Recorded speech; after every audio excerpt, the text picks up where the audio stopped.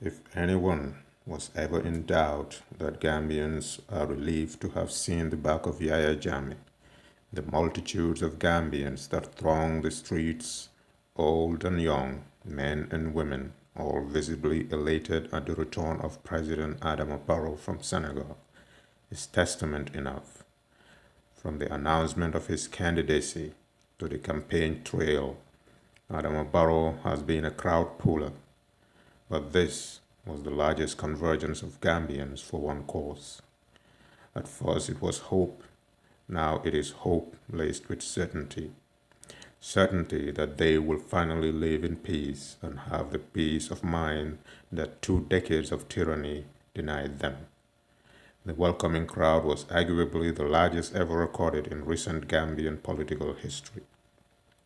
Onlookers and reporters alike were amazed at how much Adama Barrow means for the Gambia. The degree of love and expectations directed at him can only be matched by the love and support shown him by the average man, woman, and child. Watching from afar, one cannot help but be emotional and wish to have been there to witness history. Adama Barrow, the unity candidate, indeed has the support of a unified nation behind him, a nation that up to his ascendance was divided and was growing further apart through the schemes of Yahya Jammeh, who injected every divisive sentiment into politics. Yahya Jammeh's politics have always been divisive on every front imaginable: political ideology, region, faith, and most devastatingly, ethnic. Every opponent of substance that Yahya Jammeh has faced emerged from the Mandinka tribe, and to maintain his edge, he used tribal sentiments. Beyond that, Yahya Jammeh has been widely believed to dabble in the oracle and in ancient African religions. It is claimed that the oracle prophesies that his successor would be from the Mandinka ethnic group. This is not too hard to imagine, since they are the largest constituency in the country and are active in politics and seeking political office. The Gambian people, though, never attached so much importance to their ethnic groupings or tribe, so much that they'd shun others. The relationships have always been cordial and mutually respectful. In fact, between the tribes of the Gambia, there exist joking relationships where sentiments expressed are taken jokingly to promote social cohesion. Intermarriage was prevalent, and as a result, every single Gambian has some familial relationship to at least one other tribe. But to Yahya, there was too much political capital to let pass.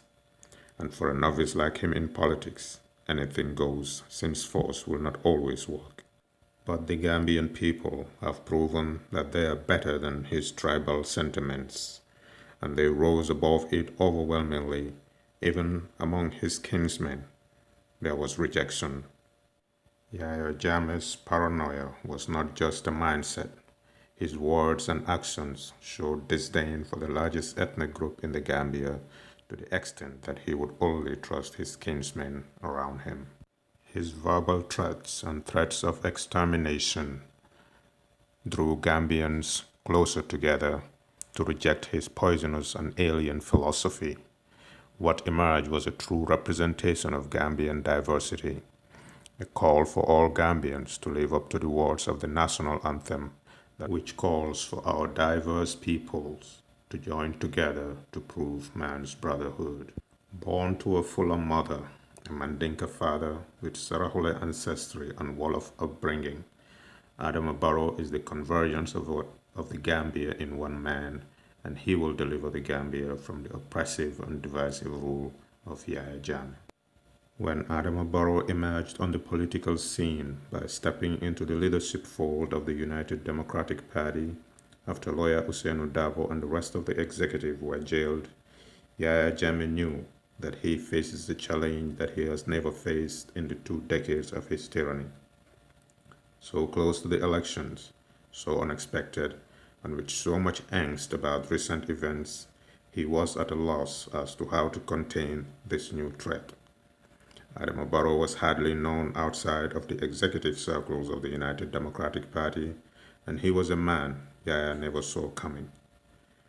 With his emergence, ordinary citizens and politicians alike saw an opportunity to, in a way, return the favor to lawyer Ousainou Darboe for his years of sacrifice and to declare Solo Sandeng, without any ambiguity, a martyr for the Gambian cause, whose death would not be in vain. It would never be business as usual for Yahya Jammeh and his APRC. And so it was that a revolution was born. Here is a movement that will send a tyrant scampering and frantically looking for lifelines where none exist to no avail. A movement that in the end will send him into exile to live under another dictatorship in Equatorial Guinea. Gambians have reclaimed their country for good. The sub-region, the continent of Africa, and the world stood with the Gambians to see their mandate upheld. With Adama Barrow and the coalition, a new Gambia is born, a democratic Gambia, a unified Gambia, a Gambia of sovereign citizens, a politically aware Gambia, and with it, the emergence on the political scene of a generation of young, energetic, determined, fearless, ambitious, and informed youth who will not be silenced ever again. And together with their new leader Adama Barrow, they say loud and clear, forward ever, backward never. The Gambia has finally decided to end tyranny and join the democratic space.